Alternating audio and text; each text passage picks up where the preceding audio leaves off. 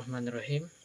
Assalamualaikum warahmatullahi wabarakatuh. Perkenalkan, nama saya Haiman Pratama, NIM 2013010078. Video ini saya buat bertujuan untuk tugas filsafat hukum Islam.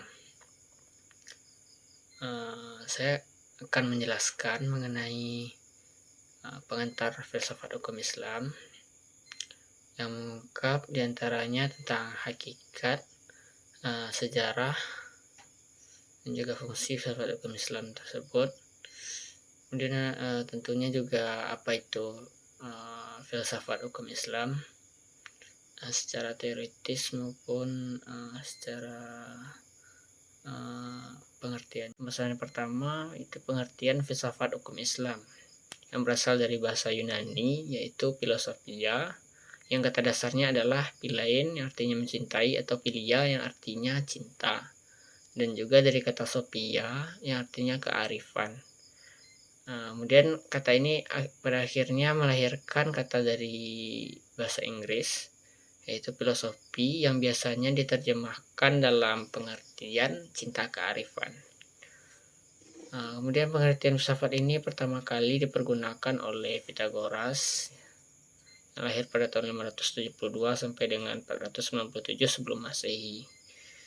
Secara terminologis, filsafat ini memiliki arti yang bermacam-macam. Yang pertama, menurut Plato, beliau mengatakan filsafat ini adalah pengetahuan tentang sesuatu yang ada, yaitu ilmu yang ingin mencapai kebenaran yang asli. Kemudian menurut Aristoteles, filsafat itu adalah ilmu yang meliputi kebenaran yang terkandung di dalamnya ilmu-ilmu metafisika, logika, etika, ekonomi, politik, dan estetika. Kemudian menurut Al-Farabi, filsafat hukum Islam itu adalah ilmu pengetahuan tentang alam maujud yang bertujuan menyelidiki hakikat yang sebenarnya. Kemudian yang kedua, sejarah filsafat hukum Islam ini di dalam Al-Quran dan maupun Sunnah itu tidak terdapat kata filsafat ini. Namun bukan berarti Al-Quran dan Sunnah itu tidak mengenal apa yang dimaksud dengan filsafah ini. Dalam kedua sumber tersebut ada kata lain yang sama maksudnya dengan filsafah, yaitu kata hikmah. Pemikiran terhadap hukum Islam ini sebenarnya telah lahir sejak awal sejarah umat Islam. Itu disebabkan oleh dorongan Al-Quran sendiri dan juga Sunnah, agar manusia itu menggunakan pikirannya menghadapi persoalan-persoalan hidup, lebih-lebih dalam persoalan yang fundamental menyangkut akidah, keyakinan agama.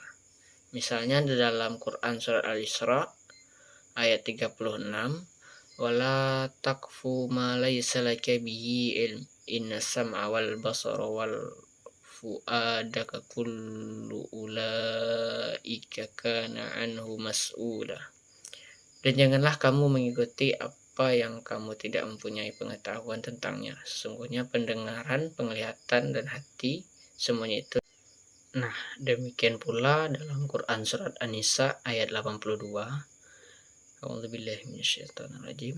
Afala yatadabbaruna al-Qur'an walau kana min indi ghairillah lawajadu fihi ikhtilafan katsir. Maka apakah mereka tidak memperhatikan Al-Qur'an? Kalau kiranya Al-Qur'an itu bukan dari sisi Allah, tentulah mereka mendapat pertentangan yang banyak di dalamnya.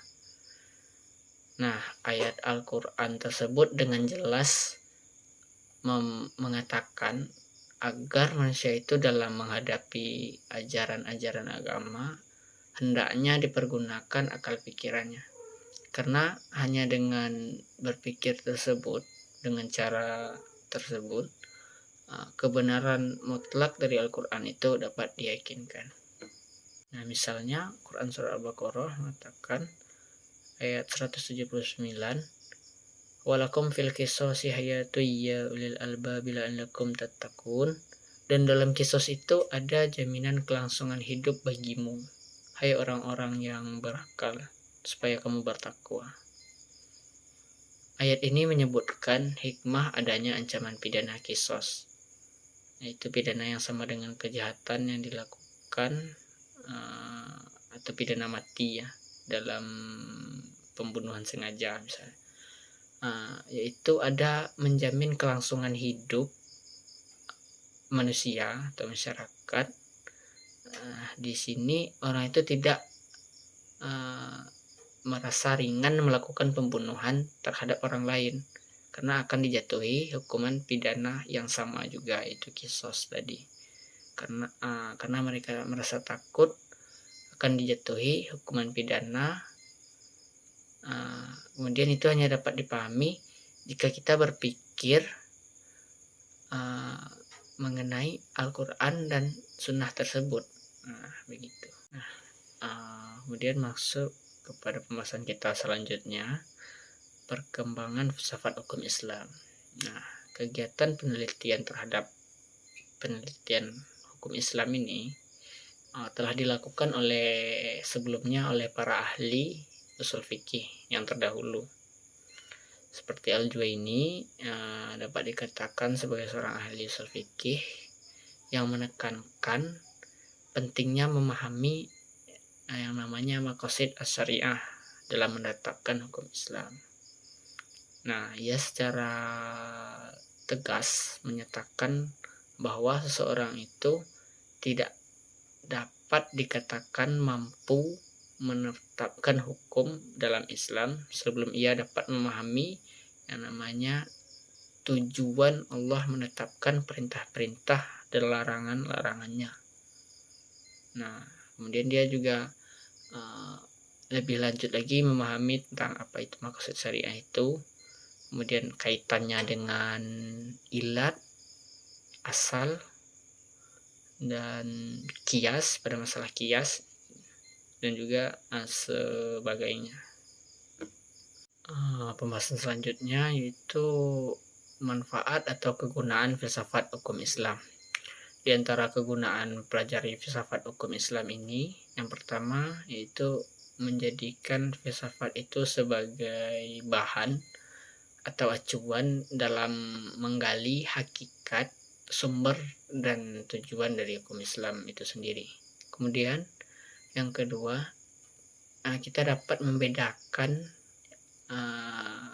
antara kajian usul fikih itu dengan filsafat terhadap hukum Islam itu sendiri.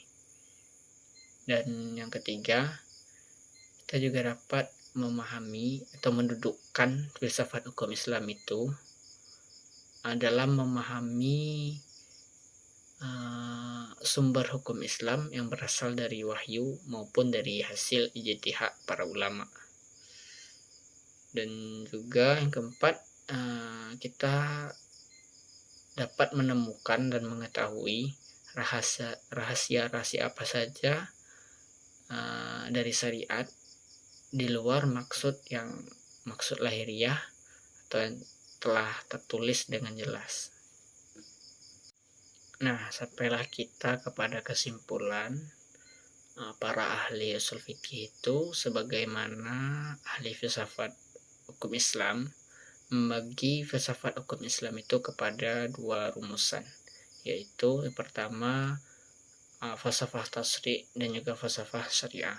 Falsafah tasri' ini yaitu falsafah yang menjelaskan hukum Islam atau menguatkan dan memeliharanya, dan juga membicarakan tentang hakikat dan tujuan dari hukum Islam itu sendiri.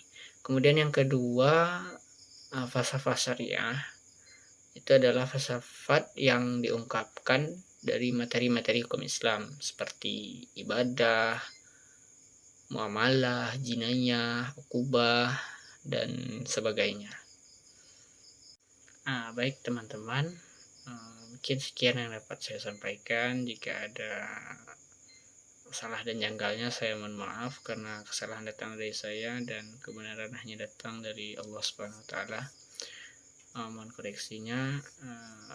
Saya akhiri dengan Assalamualaikum warahmatullahi wabarakatuh.